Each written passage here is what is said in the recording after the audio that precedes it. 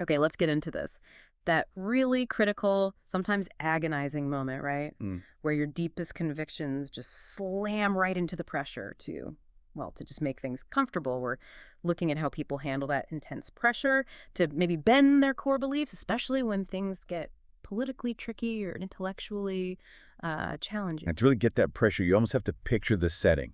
Okay. Pergamum, it's described as this massive center for idol worship, imperial cults, just confusion. I mean, it was even called the place where Satan's throne is. That's how intense it was. Wow. But here's the crucial part. The believers there hadn't actually denied Christ's name. Not outwardly. Their failure was different. It was tolerating serious error, moral and doctrinal, right there among them. So it wasn't the big, loud rejection. It was quieter, like a subtle poisoning through accommodation. What exactly was that poison? Yeah, precisely. It was called the teaching of Balaam. And it wasn't some really complex philosophy. It was devastatingly simple. It suggested believers could mix their faith with the surrounding culture, specifically joining in idolatrous feasts, engaging in sexual immorality, basically just to keep the peace, Avoid trouble. just blend in. Exactly. And it teaches us something powerful. Major compromise often doesn't start with a bang, with denial. It starts with neglect. Hmm. Conviction just slowly erodes because you start prioritizing being seen as relevant or just comfortable over staying true. That idea is chilling compromise born from neglect. Was there maybe an argument, though, that they were just trying to be compassionate, Yeah. to reach people by being tolerant? And that's the constant tension, isn't it? They likely confused accommodation with real compassion. Their fear of offending the culture around them became, well, stronger than their commitment to upholding truth. Okay. And Christ's response to this kind of creeping compromise, it's symbolized by the sharp two-edged sword. That image immediately defines him as the embodiment of absolute decisive truth. There's no blurring the lines there. So if Christ is that sharp edge of truth, that leads us straight into this modern dilemma, balancing truth with what looks like compassion. Absolutely, it's paramount. Right. And there's that observation.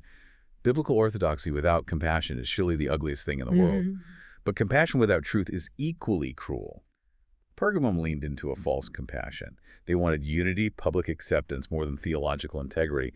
And that path, it always ends up being cruel because it betrays the very message of life they were supposed to guard. That fear of being judged unloving, that feels incredibly relevant today.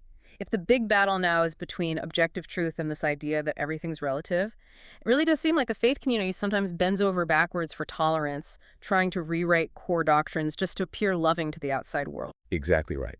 The world demands acceptance, but often rejects any claim to absolute truth. It's that prophetic warning playing out. Tell me what the world is saying today, and I'll tell you what the church will be saying in 7 years. Ooh, yeah. And you see it, don't you, on language, on ethics. The spirit of Pergamum is alive whenever purity gets sacrificed for just temporary peace, temporary acceptance. So, facing this kind of compromise, what was the command given? And what happens if it's ignored? The stakes sound high. The command is sharp, urgent. Repent, or else I will come to you quickly and fight against them with the sword of my mouth. The consequence for not drawing that clear line, for not dealing with the compromise, is severe. It demands immediate change. Whoa, okay. Direct. But then, contrast that severity with the incredible reward promised to those who do hold fast, who refuse to compromise. They're promised intimacy with God and a whole new identity. Can you break those symbols down a bit? The hidden manna and the white stone, what do they represent?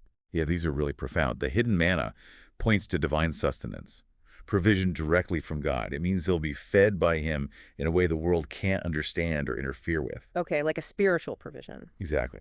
And the white stone, historically, it could signify acquittal in a trial, or maybe like an entry token, a sign of belonging, of acceptance. Here, it symbolizes a new identity, a new name given by Christ himself, confirming they belong entirely to him, not to the culture they resisted.